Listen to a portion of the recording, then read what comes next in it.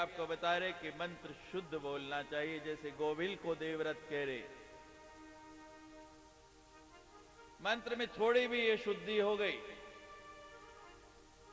तो यज्ञ का परिणाम जो है वो बिगड़ सकता है। रामचरितमानस में बड़ी सुंदर कथा यह है। रावण हर के ले गया राम और लक्ष्मण को।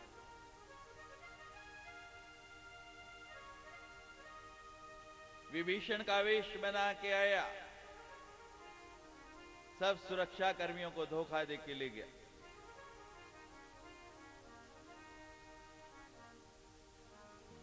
खतरा हमेशा विभीषण से ही होता है, हर युग में।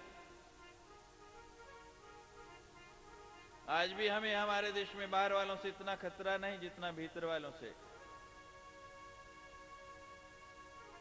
विभीषण का वेश केवल है रावण बना सकता था। ऐसे ही हमारे बीच में से कई लोग ऐसा वेश बना के आ जाते हैं और सुरक्षा वालों को धोखा देके अपना काम कर जाते हैं।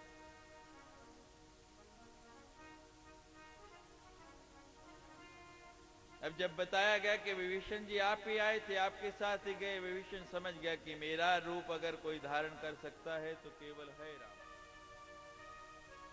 कैसे लाया जाए? हनुमान जी कहते हैं मैं मां का भक्त हूं, अभी ले आता हूं।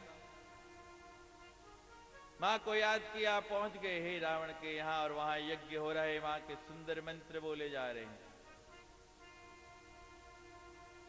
ब्राह्मण पाठ कर रहे हैं। मां से पूछते हैं, मां कहती जैसे तू मेरा भक्त वैसे है रावण मेरा भक्त, मेरे लिए तो दोनों समान है, मैं कुछ नहीं कर सकती। हनुमान जी दीन हो जाते हैं। जब व्यक्ति दीन हो जाए ना तो कोई ना कोई रास्ता मिल जाता है। शरणागत दीनार्थ परित्राण। दीन बन के कहने लगे, महा मैं तो आपके बच्चा हूं, मेरे इष्ट हैं, जैसे मैं आपकी सेवा करता हूं वैसे उनकी सेवा करता हूं, कोई साधन बता दीजिए। मां कहती ये जो ब्राह्मण जप कर रहे हैं ना, आहुतियां डालने, ये थोड़ा सा गलत बोल दे तो काम हो जाएगा। अब अर्गला स्तोत्र का दूसरा श्लोक, जयंती मंगला काले भद्र काले कपालिनी दुर्गे क्षमा शिवा धात्री स्वाहा स्वधा नमस्तुते। जय तुम देवी चामुंडे जय भूतारती हारिणी। हनुमान जी कहते मां मैं समझ गया।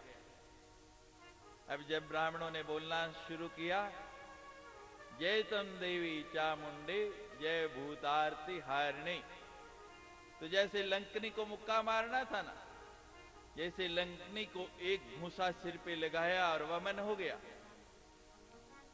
इसी प्रकार जब पहुंचा श्लोक वहां पे जय तम देवी चामुंडे जय, आगे बोलने लगे तो हनुमान जी ने जोर से मुक्का लगाया। वो भूत आरती हारणी की जगह बोल गया भूत आरती कारिणी। अर्थ ही बदल गया। अब उन भूतों की रक्षा नहीं करनी, उनका भय हरण नहीं करना, उनको भय देना है, उनका विनाश करना है। तो मंत्र शुद्धि बड़ी जरूरी है। चलो बहुत विद्वान ब्राह्मण ढूंढ लिए, मंत्र शुद्धि कर ली, उसके बाद द्रव्य शुद्धि आई। यज्ञों में बड़ा पैसा लगता है, शुद्ध द्रव्य कहां से आएगा इतना, किससे लाएंगे? हमारे शास्त्रों में लिखा है द्रव्य शुद्धि के लिए किस किसका धन यज्ञों में उपयोग नहीं करना चाहिए। आज के समय में लिखा है राजा का धन उपयोग नहीं करना चाहिए, क्योंकि आजकल राजा उचित कर लगा के, आजकल तो कर पे कर, कर पे कर, कर पे कर, और कोई दिन दूर नहीं है जिस दिन ऐसा भी आ जाए आप कितने सांस लेते हैं उन पे भी कर, सबको योगी बना देंगे। क्योंकि बहुत से योगी ऐसे हैं जो दिन में 2-4 सांस ही लेते हैं। आपको कई बार शंका होती होगी, कई योगी जैसे हमारे बाबा जी बैठे हैं वो कहते हैं आई एम 89 ईयर्स यंग। क्या कहते हैं? मैं एकदम 90 साल का जवान हूं, बूढ़ा नहीं। कहते आई एम 89 ईयर्स यंग, और यहां तो 50 साल का कहता आई एम 50 ईयर्स ओल्ड। मन जवान होना चाहिए, मन की तरंग होनी चाहिए। जवानी में ही बुढ़ापा आया पड़ा है सबको।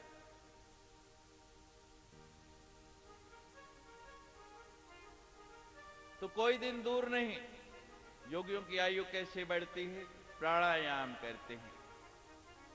बाबा रामदेव जी ने घर घर में प्राणायाम का प्रचार कर दिया। थोड़ी देर के लिए सभी करते हैं सवेरे।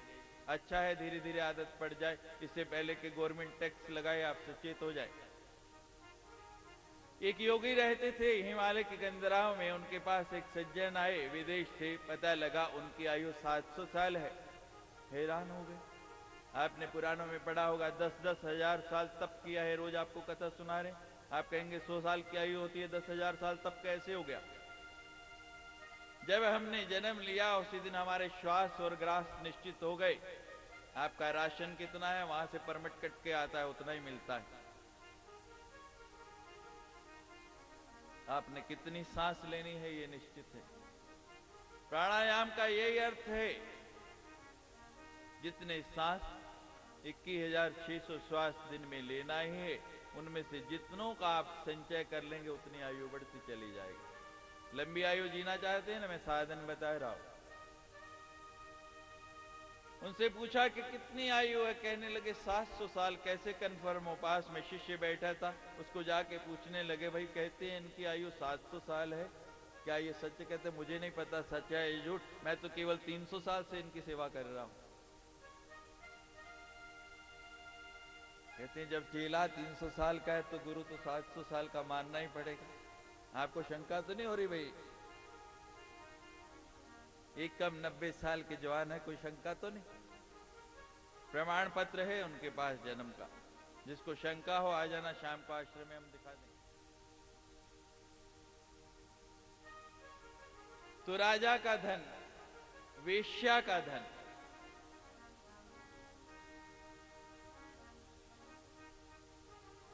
सुनार का धन, मैं नहीं कहता, इसमें लिखा है। कहते हैं कि सुनार ने अपनी मां के गहने बनाए ना, तो उसमें भी खोट डाल दिया।